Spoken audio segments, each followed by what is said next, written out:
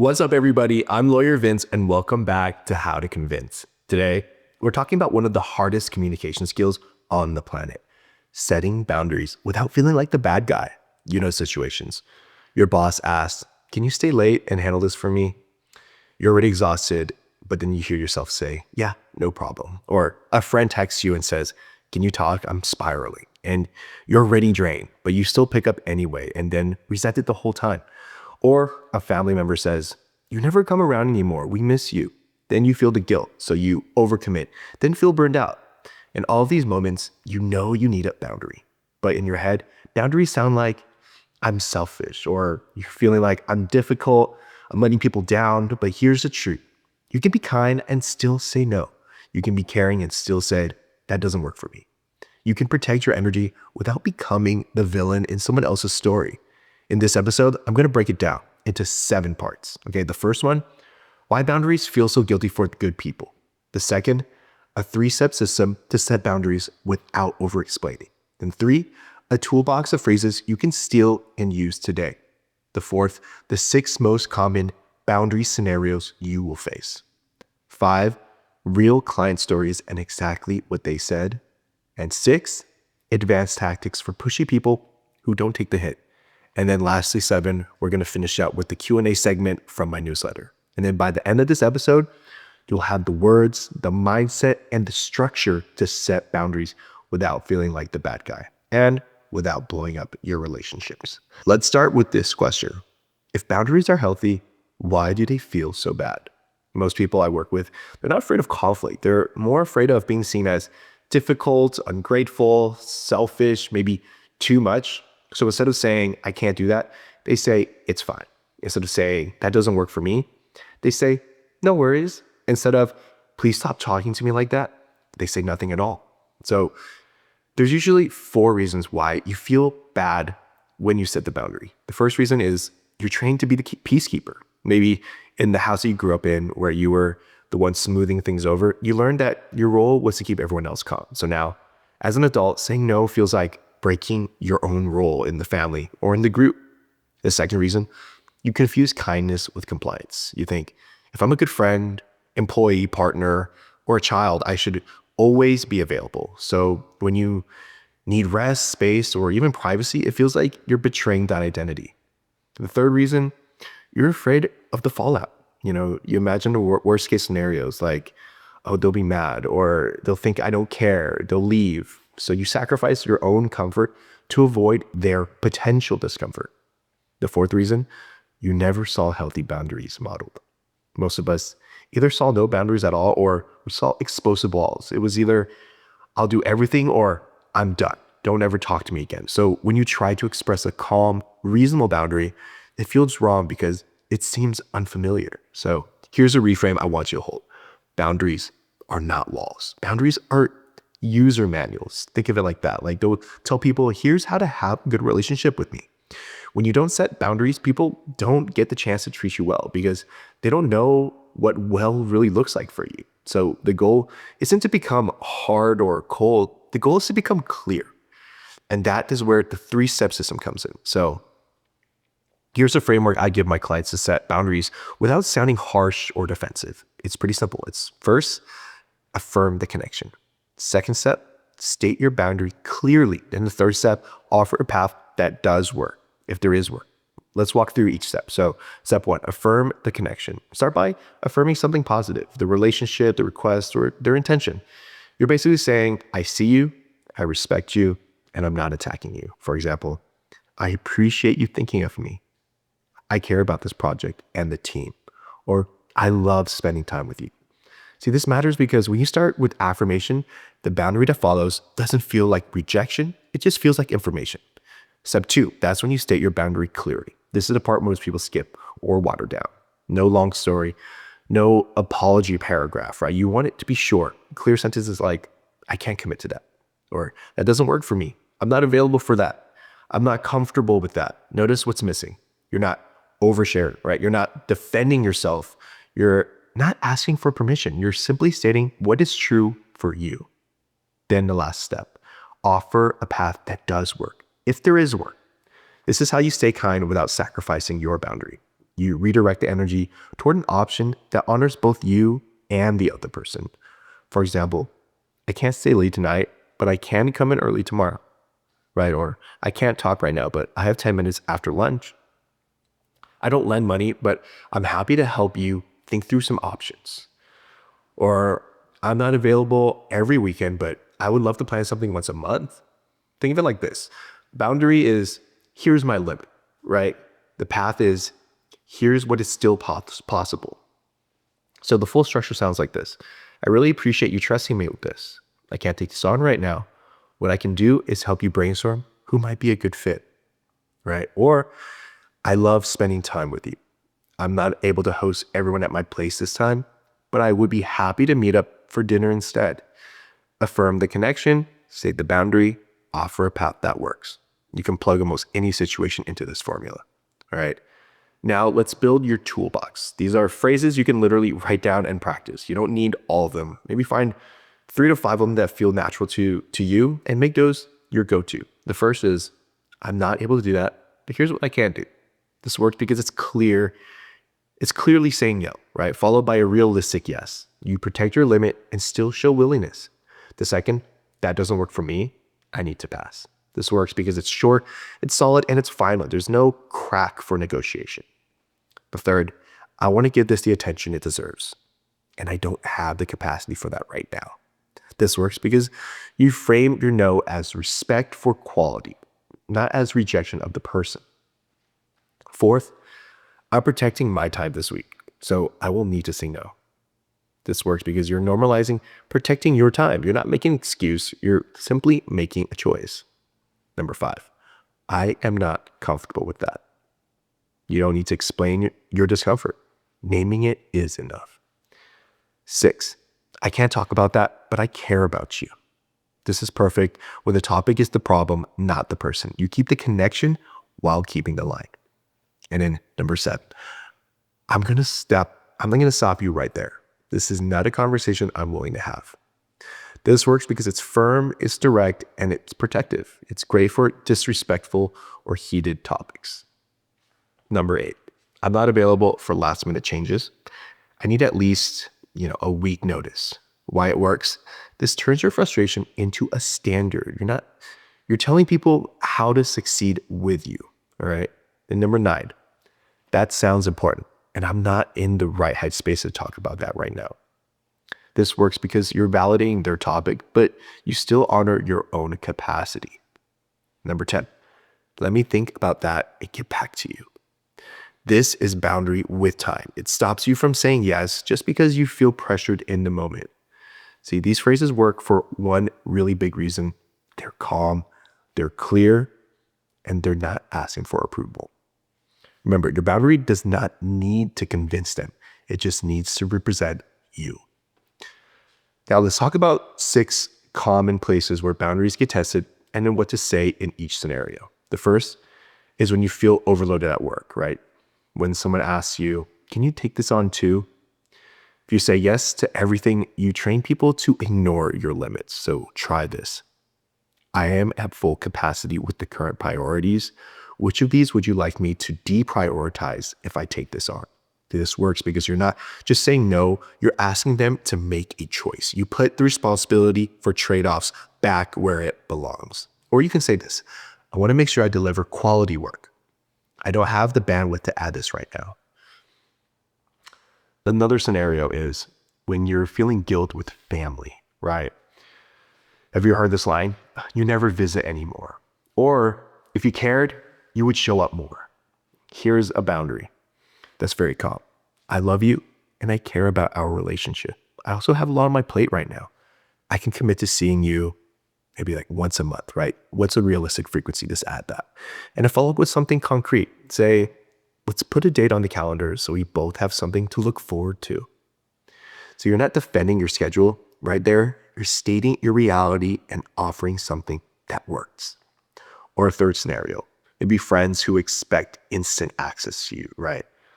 Have you had constant calls, texts, voice memos, and they get upset, right? If you don't respond immediately. Try this next time. I really value our friendship, I'm not always able to respond right away, but I will get back to you when I can be present. Or say something like, I can't be available to talk every time in the moment, but I would love to plan regular check-ins so we both have space to share. You're teaching them your worth as a friend is not measured in response time. Another scenario, number 4, is in romantic relationships. And, when it's emotionally laborious, the pattern here is when you become the fixer, right? The therapist, the planner. Try saying next time, I care about you and I want us to be a team. I can't be the only one managing plans or, emotions. I need more balance here. Or you can say something like, I want to support you, but I can't be your only support. Have you considered talking to a therapist or another trusted person as well?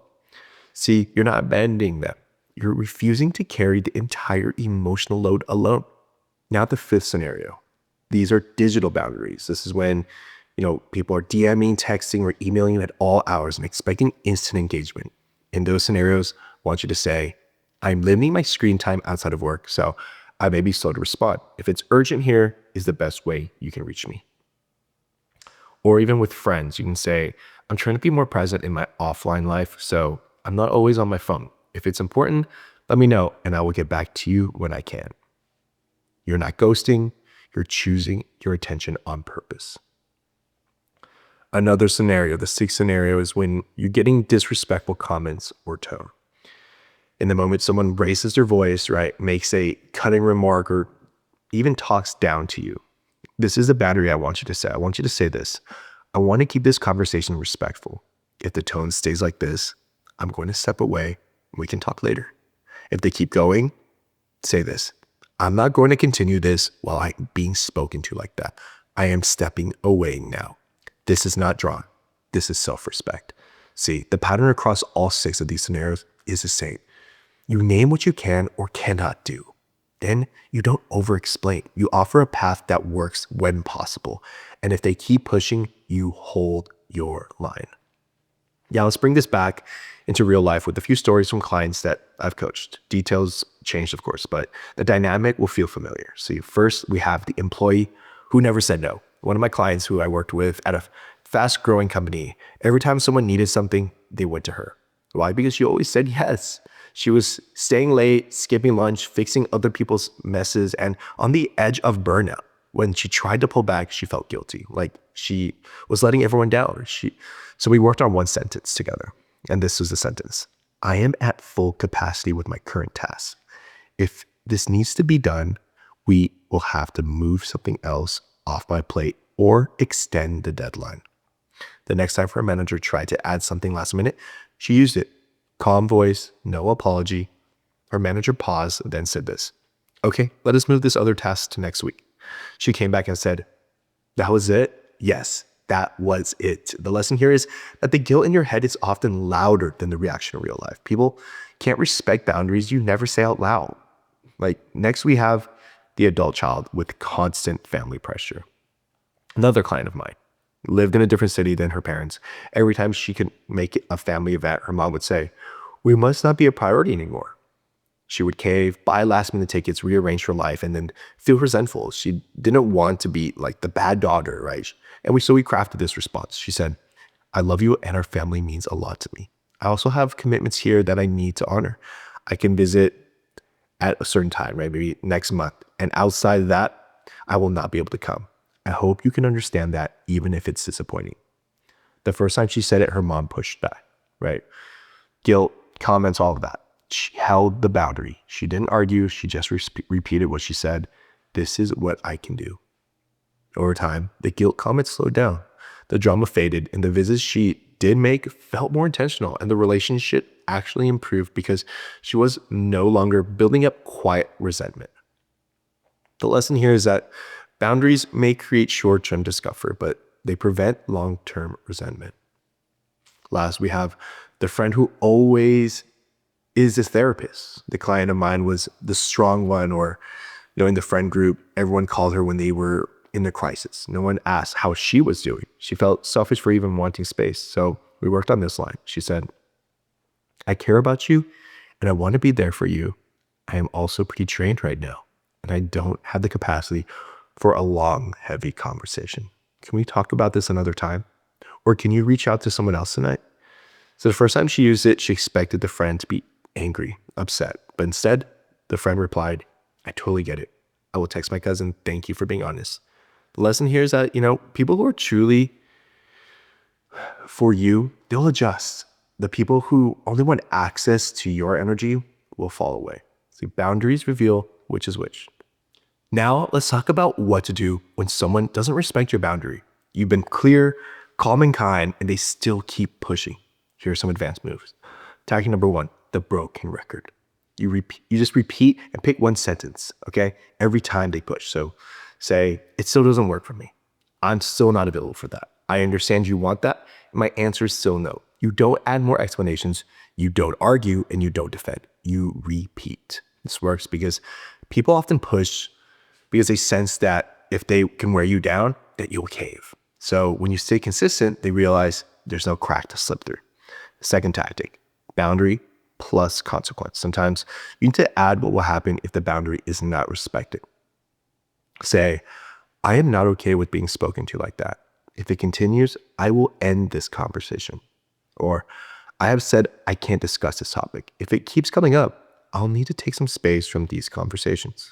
It's important that you only say consequences you are actually willing to follow through on. If you threaten without action, you train people to ignore your boundaries. The third tactic, this is the time-limited engagement. This is for the people who drain you, but you can't really cut them out completely, right? You can say, I have 10 minutes to talk, then I need to head out. Or you can say, I can stay for an hour, then I'm heading home. Then you actually leave when you said that you will. Over time, you will learn the shape of your boundaries. The fourth tactic, space as communication. Sometimes the most powerful boundary is distance. You don't make a big announcement, you just respond slower, invest less, decline more. If someone repeatedly shows you that your boundaries don't matter to them, you're allowed to let the relationship take up less space in your life. This isn't punishment, this is self-respect, all right? The advanced theme here is you're not trying to control their reaction, you're controlling your participation. All right, now let's get into my favorite part, some Q&A from my newsletter community. Let's start with the first question. In meetings, I know what I want to say, but as soon as it's my turn, I start rambling and lose people. How do I sound more confident and concise? Most people think confidence is about personality. A lot of it is actually structured. Before you speak, use a simple 3-part formula in your head. Okay, the point, the reason, the example. You can say, here's my recommendation. Here's why I think it works. Or here's a quick example. If you tend to ramble, literally tell yourself 1 paragraph, not a TED Talk. You can also you can buy yourself a second to think by saying, give me a moment to put this clearly. That line alone signals confidence because you're actually choosing clarity over speed. Then practice this outside of work. Take a topic and force yourself to explain it in 3 sentences. You're training your mouth to match your mind. Question number 2. In group conversations, I get talked over constantly. By the time I jump in, the topic has moved on. How do I actually get heard without yelling? You don't need more volume. You need earlier entry and clearer signals. First, use a short entry phrase that lets people know you're about to speak. Quick thought on that. Can I add something here? From my side, here's what I see. Say it a little louder than your normal tone, then keep going. If someone talks over you, try saying this. Hold on, let me finish this thought and then I am all yours. You're not apologizing for talking, you're calmly reclaiming the floor. Also, position your body slightly forward, okay? Make eye contact with the person you are addressing and keep your ending tone firm instead of trailing up. The way you physically show up often decides whether people pause for you or roll past you. Question number 3. How do I stop my father from interrogating me about my life or from giving me unsolicited advice? Parents often think questions and advice equal love, but what it feels like on your side is an interrogation, right? First, name your goal. It's not to win an argument, it's to change the pattern. Try something like this in a calm moment, not in the heat of annoyance, right? I want you to say, I know you care about me and I want to be okay. When our conversations turn into a lot of questions and advice, I end up feeling judged instead of supported. It would help me if we could talk more about how things are going in general, and I will ask for advice when I want it. Then in the moment when it happens, When he starts the question barrage, you can say this: I'm not going to get into all the details right now, but things are under control. If the divide starts rolling, say this: I appreciate that you're trying to help. Right now, I just need you to listen, not fix it. If he keeps going, you can just gently exit. I'm going to change the subject. How are you doing with something else, right? Redirect. Over time, consistency is what teaches him the new way to talk to you. You can't control his instinct to advise, but you can control how much airtime you give it. Question 4. I avoid giving feedback because I'm scared they will take it personally. So I stay quiet and then feel resentful. How do I say hard things without sounding harsh? Think of feedback as a partnership, not a verdict, right? I want you to use this structure. Start with a shared goal. Describe the behavior, then explain the impact, offer a path forward. All right. For example, I want us to work well together. When deadlines are missed last minute, I don't hear about it until the end. It puts me in a scramble and makes my work look rushed. Can we agree to flag changes as soon as they happen so we both stay ahead of it? So you're not attacking who they are. You're describing what happened and how to improve it. And keep your tone steady. Your sentences short and stay away from words like always and never. So those are gasoline words, right? Stick to specific moments instead. Question 5. How do I disagree with my boss in a meeting without making them look bad or putting a target on my back? Disagreement doesn't have to equal disrespect, right? The key here is framing. First, signal respect for their position. Say, I see where you're coming from, or I get the logic in that approach. Then offer your view as an addition, not a takedown, and say, one risk I see with that is, or another way we could look at it is, can I offer a different angle on this? If you have data, lead with that. Based on the numbers from last quarter, I'm wondering if we should also consider, you're not saying you are wrong. You're saying, here's more information that might help us make a better decision. Over time, if you consistently disagree in a calm, respectful way, you stop being the troublemaker and start being the person who helps catch blind spots. And that is real influence. All right, so here's your challenge for the week. Step 1, I want you to write down 3 situations where you regularly say yes, but wish you could say no. Whether it's work, family, friends, just pick 3. And then step 2, for each situation, I want you to script 1 sentence using the 3 steps to so. Affirm the connection, state the boundary, offer a path that works. For example, I really value our friendship. I can't talk every night, but I would love to catch up once a week. Then practice them out loud until they feel less scary and more natural. If this episode helped you, do me a favor. Hit subscribe, follow me on YouTube, Spotify, wherever you're listening, leave a review, and share this with one person who needs help setting boundaries without hitting themselves for it. And comment, boundaries are love. So I know you listened all the way through. This has been How to Convince with Lawyer Vince. Thank you so much for being here, and I'll see you same time next week.